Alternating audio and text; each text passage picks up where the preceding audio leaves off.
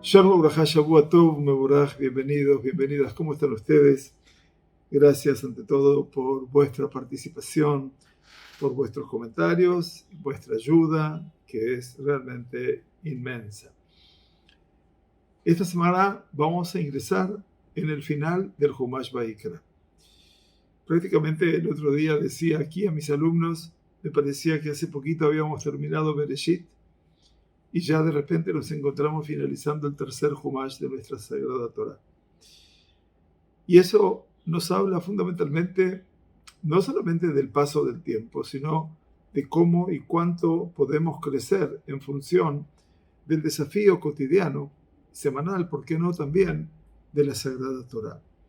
Es cierto, como ustedes lo escriben y no se escriben, la Torah abunda en sabiduría, no hay ninguna duda. Es la palabra del Kadosh Baruj Hu, que nosotros, a través de nuestros maestros, de nuestros sabios, tratamos de desentrañar para poder llegar a una admiración nueva. Ese admirar significa esa observación realmente llamativa, poder descubrir esos mundos interiores de la Sagrada Torah. La Sagrada Torah en Perashat Behar introduce la prohibición llamada Ona'á. ¿Qué significa Ona'á? Algo que me dice a mí que está prohibido comprar o vender mercancías por un precio injusto, engañando al vendedor o al comprador. Varios pesukim más adelante, cuando se habla de la Ona'á, la Torah parece repetir esta prohibición, pero la Gemara, en Bava Metzia 58b, interpreta este versículo como una referencia a un tipo diferente de Ona'á, al que la llama Ona'at Devarim.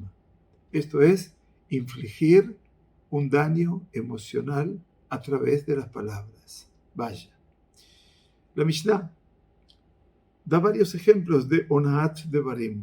Por ejemplo, preguntar a un minorista el precio de una mercancía que no se tiene la intención de comprar, recordar a un pecador arrepentido que hizo teshuvá las maldades que hizo en su juventud, y recordándole a un converso su linaje. Acuérdate de dónde vienes. La Gemara cita una baraita que agrega otros ejemplos. Decirle a alguien que sufre de una enfermedad u otras crisis que está siendo castigado por sus malas acciones, y dirigir a alguien que busca cierto producto a un lugar donde este producto no está disponible. Eso es Ona'at Devarim. ¿Cuánto podemos engañar con la palabra? Por cierto, todo esto está codificado en la Halajá. Si estudiamos Torah, tenemos que estudiar Halajá, que es la consecuencia inmediata, y esto está codificado por Marán Shulchan Aruch en Hoshen Mishpat, en el inciso 228.4. Surge la pregunta de por qué estas dos prohibiciones comparten el nombre de Ona'á, cuando no parece haber una conexión directa entre ellas. La Sagrada Torah usa la misma expresión, Lotonu, Ish et Amito o Ish et Achiv, para establecer ambas prohibiciones. Y Hazal, nuestros sabios de bendita memoria, se refieren a ellas con los términos Ona'at Mamon, el engaño a nivel económico, y Ona'at Devarim, o sea, la Ona'á monetaria y la Ona'á verbal, lo que indica que están vinculados de alguna manera. Este enlace es quizás comprensible con respecto a los ejemplos de Ona'at Devarim. Se parecen mucho a Ona'at Mamon porque ambos implica engañar a alguien, como expresar falsamente interés en hacer una compra o dirigir a alguien al lugar equivocado. Estas formas dan el sentido de que una persona engaña a su prójimo. Eso es lo que nos brindan estas formas.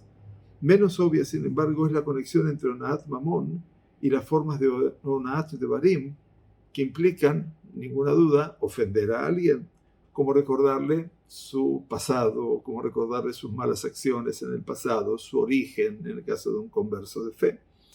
¿Qué relación hay entre la prohibición de engañar a alguien en el comercio y decir algo hiriente y ofensivo?